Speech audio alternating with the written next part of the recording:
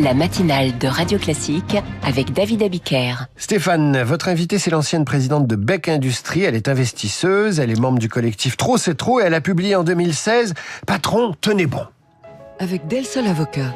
Del Sol Avocat, donnez toutes les chances à votre entreprise. Bonjour Karine Charbonnier. Bonjour. Bienvenue sur Radio Classique. Sébastien Lecornu va finalement utiliser l'article 49.3 de la Constitution pour faire adopter son budget 2026. Le texte final est loin de l'objectif initial en termes de mesures d'économie. Il est loin aussi de ce qui était prévu au départ en matière de pression fiscale pour les entreprises et pour les investisseurs. Vous êtes une ancienne chef d'entreprise. Vous connaissez les réalités de terrain. Quel est votre sentiment ce matin ? C'est une très très grande inquiétude parce que la séquence des derniers mois a été une valse des démagogues, des idéologues qui ont répandu des contre-vérités pour préparer la taxation des entreprises, qui sont devenus, avec les investisseurs des entreprises, les boucs émissaires. C'est quand on est paresseux, on trouve un bouc émissaire, on dit que c'est la solution magique et que tout ira bien. Et le réveil va être une immense gueule de bois. Dans les contre-vérités qui ont été évoquées, ça me paraît important de rappeler qu'il n'y a pas eu 200 milliards de cadeaux aux entreprises. C'est une contre-vérité totale. Les 200 milliards, c'est des baisses de TVA, des prêts, c'est plein de choses, mais pas des cadeaux. Au contraire, si on se compare à nos voisins européens, les entreprises payent 120 milliards de plus que leurs voisines.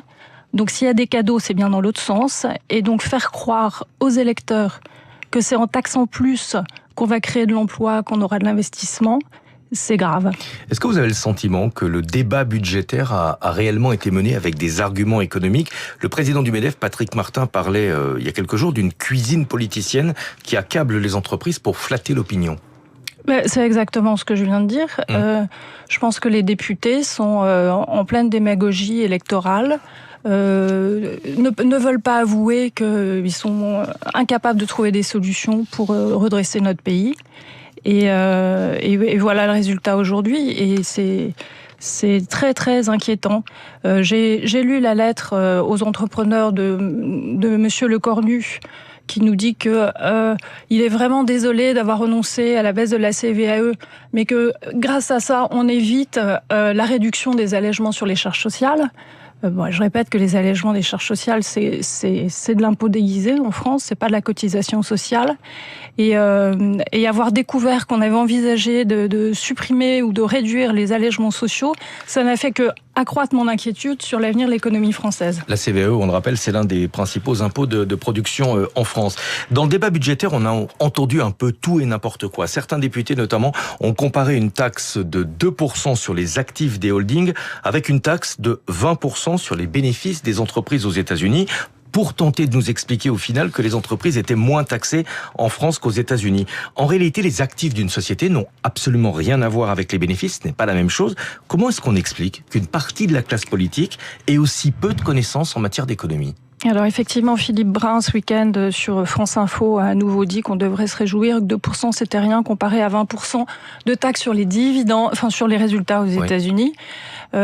Pourtant, Monsieur Brun est quelqu'un qui est parfaitement éduqué, donc soit il n'est pas allé lire les textes américains, soit c'est de la manipulation. Entre incompétence et manipulation, je n'arrive pas à me décider, mais c'est extrêmement grave.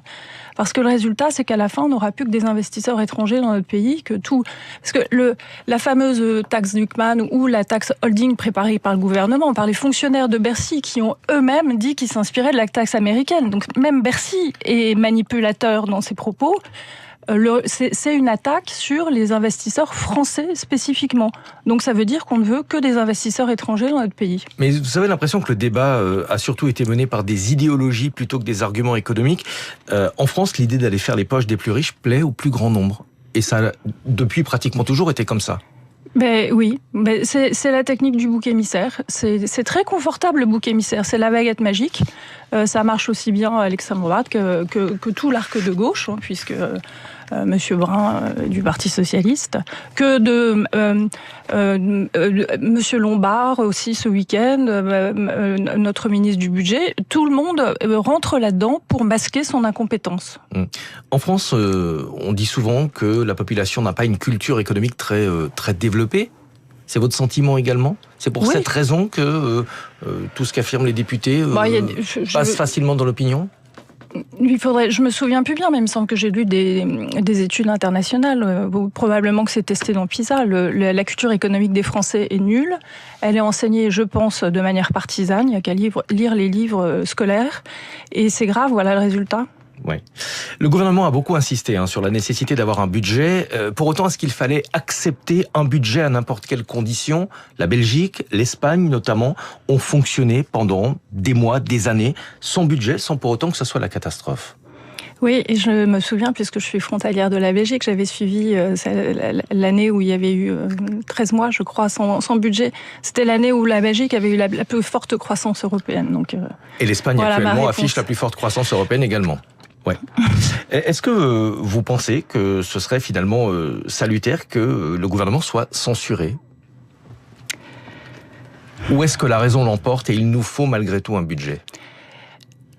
Moi, mon état d'esprit, c'est qu'à la lumière des débats qu'on a eus au Parlement, voire même au Sénat, dans les médias, quand France Info ne reprend pas Philippe Brun quand il dit que 2% c'est rien par rapport à 20%, je me dis que je suis très inquiète pour ce qui va sortir de la prochaine présidentielle, parce que le travail de pédagogie à faire pour préparer les prochaines élections, pour avoir une ambition raisonnable de remettre notre pays dans une dynamique économique pour le bien du pouvoir d'achat, de l'emploi. C'est pas pour c'est pas pour les patrons, c'est pour tout le monde. Il faut comprendre ça, parce que on dit les patrons, mais les patrons, c'est quoi ? C'est les entreprises, et les entreprises, c'est tout le monde.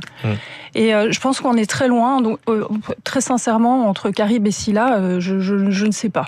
Je vous sens totalement désabusé, abattu. Est-ce que la France est condamnée à aller dans le mur ? Est-ce que dans ces conditions, on ne peut pas réformer ce pays ?